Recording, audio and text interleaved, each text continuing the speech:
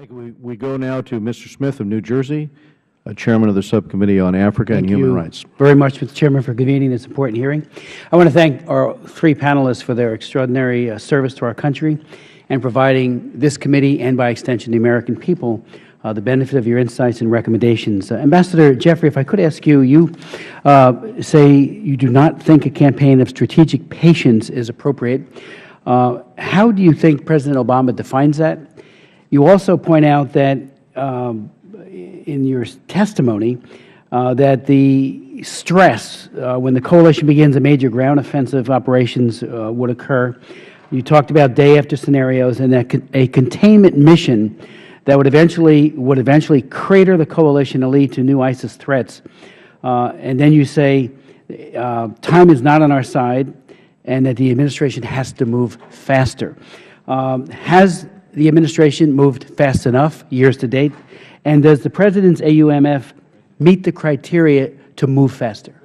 Thank you very much, Mr. Chairman. First of all, the administration moved not at all after my colleague Brett McGurk came up here and talked to you over a year ago, and that has led to a tragedy. First Fallujah in January and then Mosul in June. I will say, as having worked with this administration, that I'm surprised at how rapidly the administration responded in August when Erbil was threatened. And since then, I think that the administration and the Central Command has done a very good job putting together this coalition, getting a lot of steel on target, and stopping and in some cases pushing back ISIS. My problem is more what's going to happen next. This gets to the question of strategic patience.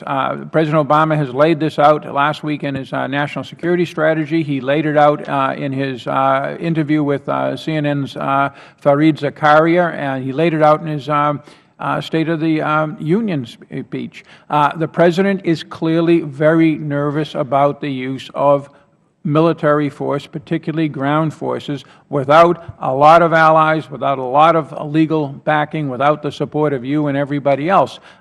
Sometimes that's necessary, sometimes that's smart. We could have used a little bit more of that a decade ago.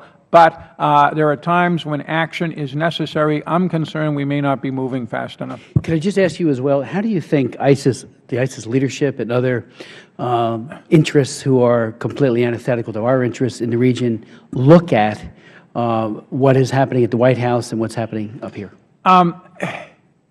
That's a very good point, and I was about to use it, saying any restrictions on the authorization is going to encourage the enemy. Don't encourage the enemy. But fair is fair. These guys are so busy dodging precision munitions right now that I don't think they're going to spend a lot of time. What I worry about is Iran, Russia, China. In all of our conversations, members of this committee, that we talk about with ISIS, we have to take this in the context of a whole extraordinary variety of challenges we've seen over the last year. China, Russia, al-Qaeda elements on the march, particularly in North Africa, ISIS itself, Syria, and Iran. They're all watching us. ISIS probably won't respond the most to any signs of weakness, but others might, and I'm concerned across the board with all of these challenges. With all due respect to the administration, I had repeatedly asked that they designate Boko Haram a foreign terrorist organization. We had several hearings on it. Finally, I introduced legislation.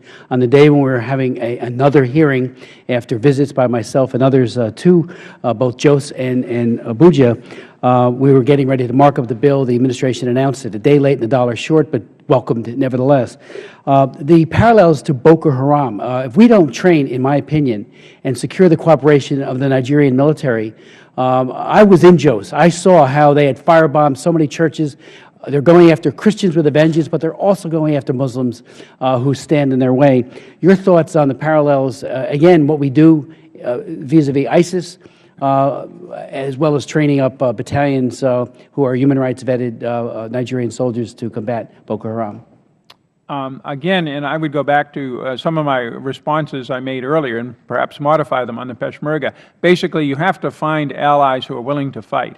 If they're willing to fight, I wouldn't worry all that much about vetting them.